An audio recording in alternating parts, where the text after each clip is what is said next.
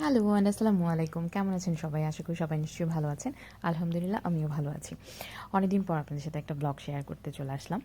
রিলসে অবশ্যই আপনারা এটা দেখে নিয়েছেন। আমি ভ্যান থেকে হচ্ছে এই স্যুপ বাটি বা স্যুপ কাপ বলি, এইটা কিনেছিলাম মাত্র ৳১০০ দিয়ে এবং জিনিসটা খুবই ইউজফুল।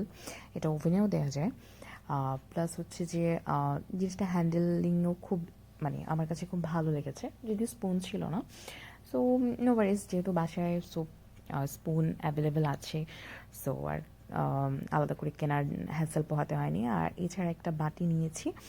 বাটিটা আমার কাছে খুবই ভালো লেগেছে, যেহেতু আমার অলমোস্ট সব ধরনের বাটি কাঁচের জিনিস একটু হোয়াইট, অফ হোয়াইট টাইপের। সো আর টুকিটাকি কিছু স্বপ্ন থেকে কেনাকাটা করলাম। স্বপ্নে অ্যাকচুয়ালি গিয়েছিলাম মূলত হচ্ছে আমি আমার মাস্কারা কেনার জন্য। মাস্কারা কিনতে গেলে মানে স্বপ্নতে ঢুকি বা গ্রোসারি যে কোনো জায়গাতেই আমরা শপিং করতে ঢুকলে হয় কি কিনতে যাব একটা, তার সাথে মনে হয় যেন আরও 14টা জিনিস তো আমাদের কেনা লাগবে। সো টুকটুক করে কিনতে কিনতে অনেক কিছু কিনে ফেললাম। আর স্বপ্ন থেকেই যেহেতু আমাদের চালটাও নেওয়া হয়, তো ভাবলাম চালটাও নিয়ে ফেলি, মিনিকেট যেটা। এখন তো বাহির থেকেও মানে চাল কিনতে হলেও আপনার সেই একই রেঞ্জ পড়ে যায়। সো আর স্বপ্ন থেকে কিনি বা অ্যাকচুয়ালি বাহির থেকে কিনি একই আমার কাছে মনে হয়। আর এই টুকিটাকি কিছু কেনাকাটা করলাম, তো আপনাদের সাথে শেয়ার করছি। জেলি কিনলাম, তারপরে একটা নেভিয়া ক্রিম। যদিও ক্রিম অ্যাকচুয়ালি বাহিরেটা ইউজ করা হয়, বাট ওইটা শেষ। বাহির থেকে যেটা আসবে সেটা এখনও আসেনি, তো ভাবলাম এখন আপাতত তো কয়েকদিনের জন্য লাগবেই।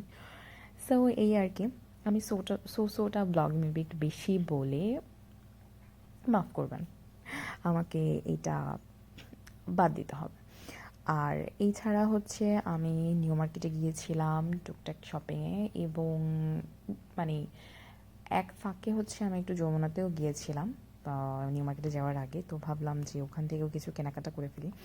আর এখানে হচ্ছে যে সাইদ অজির জন্য কিছু শীতের ড্রেস নিয়ে এসেছে। যদিও শীতের ড্রেস আর্টিজান থেকে অলরেডি সব কেনা হয়ে গেছে, বাট তারপরেও হয় কি যে বন্ধুদের সাথে বের হলে একটু যদি তারাও দেখে বাহিরে, আমাদের এখানে হচ্ছে বাচ্চাদের কিছু শপ আছে যেখানে খুব ভালো উইন্টার কালেকশন পাওয়া যায়। তো সাইদ ভাবলো যে যাই ওখান থেকে একটু দেখি। অ্যাকচুয়ালি ওর ফ্রেন্ডরা ওর বেবিদের জন্য নিচ্ছিল, তো ও দেখে আর নিজেকে কন্ট্রোল করতে পারলো না, ভাবলাম আরও কয়েকটা নিয়ে নিই। যদিও জানি না শীত থাকবে অল্প কিছুদিন, এরপরে এই মোটা কাপড়গুলো আর কী করবো আমি। তারপরে যদি বাইরে গেলে আর কি পরানো যায়। আর আমার গলার অবস্থা খুবই বাজে, কজ আমার ঠান্ডা লেগে আছে, গলাটা একদম ভেঙে গেছে। বাট একটা জিনিস বলবো যে র্যান্ডম শপ অনুযায়ী কাপড়ের কোয়ালিটি খুবই ভালো। গার্মেন্টসের প্রোডাক্ট অবশ্যই খারাপ হওয়ার কথা না।